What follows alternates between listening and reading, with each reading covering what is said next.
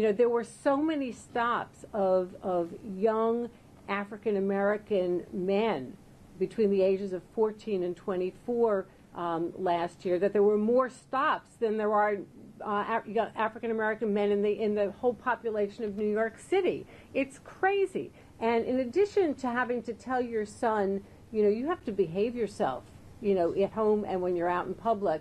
But not only that, you're going to be treated like dirt. You're going to be treated as a criminal suspect when you've done nothing wrong, and you're going to have to not respond in a teenage fashion. What we've turned into in terms of policing in New York City and in terms of freedom in New York City is a tale of two cities. It's a whole different way of life. It's a whole different way of raising your children if you're white than if you're black or Latino. And come on, that's not New York. That's not America. That's not our way of life. That's not freedom. That's not equality. Now, that was Donna Lieberman, a portion of our conversation we had yesterday. She's executive director of the New York Civil Liberties Union. And we talked about the impact, obviously, of stop and frisk and it's had in New York. And this is an issue, and you do this long enough, there's certain issues that start to build momentum. You get that. Well, this is one of them here, and maybe it started off as related with small amounts of possession and the decriminalization of marijuana, but this is going to go, I believe, larger on that. But there is debate. And joining me now to discuss stop and frisk and a lot more, Dominic Carter, political journalist, author, David Webb, radio talk show host and spokesman for the National Tea Party Federation, and Andrew Whitten, senior political correspondent. We'll get to politics in a little bit, guys, but let's talk about stop and frisk. And Dominic, from my perspective, I see there's a little momentum going on with this. Obviously, we have the mayoral election next year. We got now a class action suit that's moving forward. We saw what the governor had to do. There's going to be a big rally on Father's Day in New York City here, going right up, I think it's Lex or Madison Avenue, actually, with all the groups that you expect to be party to it. This thing's moving along. There does appear to be some momentum, Richard, and that's a great thing because, as I said earlier this week, this is dead wrong, the policy of stop and frisk. It's not the American way.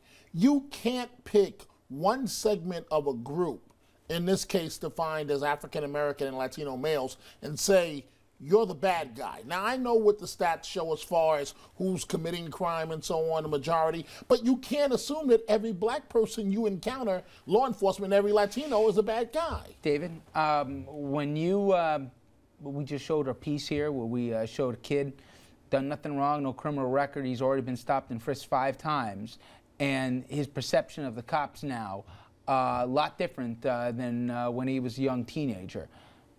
Is stop and frisk effective policing, or is it turning one community, depending on the color of their skin, into presumed guilty until proven innocent? Well, and to the point where the crimes are most committed, that's where stop and frisk occurs. But I went through the patrol guide, and we have to look at it for what it is. Stop and frisk, no matter what color you are, what age you are, what gender you are, you have one option that we don't talk about. In the patrol guide given to the police department, NYPD, you can say no, at which point the police officer can fill out a US 250 form, identify. This is procedure. Wait. We're both African Americans. This is about procedure. No, now I understand you're quoting procedure, but you're telling me that a young black man, a middle-aged black man, an elderly black man can say no to a police officer? Yes, they can, and I'll tell you exactly what happened. I have the patrol guide in front of me. You can read it after, but I'm telling you, here's what we have to talk about. The real issue, who's not complaining about this? When you go into these communities, as I have, and you talk to the people who live there, they're now safer. You have the crimes of opportunity that have been removed. You have the criminals who may be getting ready to commit a crime. There's a deterrent factor there. And number two, again, David, with limited time, we're going to debate about whether they welcome the practice of stop and frisk. But at what cost? They're not coming into my neighborhood.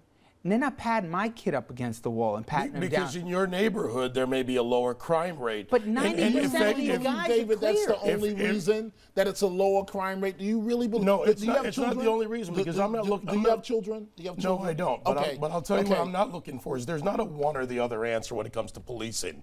This is a fact. But why does this only happen in communities of color? Why? Because that's where the majority of the crimes are being committed. And I'll tell you what, if the majority... So does that mean, David, that every black man, every Latino man, the police have a right to throw them up on the wall, not identify themselves? First of all, they don't throw them up on the wall? First of all, you're absolutely wrong. They don't throw them up on the wall. And David, it's happened to me. I know. I suggest you read the NYPD patrol guide and actually see how this happens. And I took the time to talk with police officers today about this. Look, the bottom line is there is a procedural issue here. And by the way, and there are other communities around the country where I've lived and where I've known, like in Houston, where the majority of the crimes are being committed, say, in the Southwest area, which is majority Hispanic and South Americans. You know what? They go there. There is poor areas in the country where white is the problem, and in those areas, they use the same procedures there. David, here's my thing. We just profiled a kid who went through chapter and verse what happened. And the only thing is, even by the cops' own numbers, 90% of the time, okay, nothing. And in the other percentage of the time, a lot of it is weed or whatever in their pocket, and we're not even going to get into how they make them empty the pockets. I'm saying something different to you.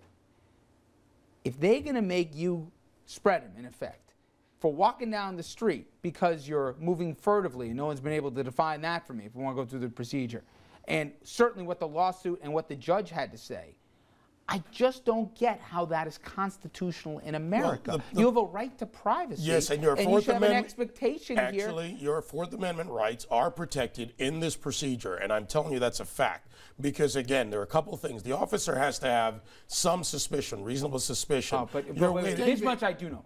That much, and I'm sure there's good officers, okay? I'm doing a program tomorrow where we're talking about issues concerning the police that I'm going to get into. But we all know, period, that when you look at the numbers in the reports, nobody's debating that right now, and we even have sound of commanders telling the guys caught on videotape, meet your quotas, get your numbers here.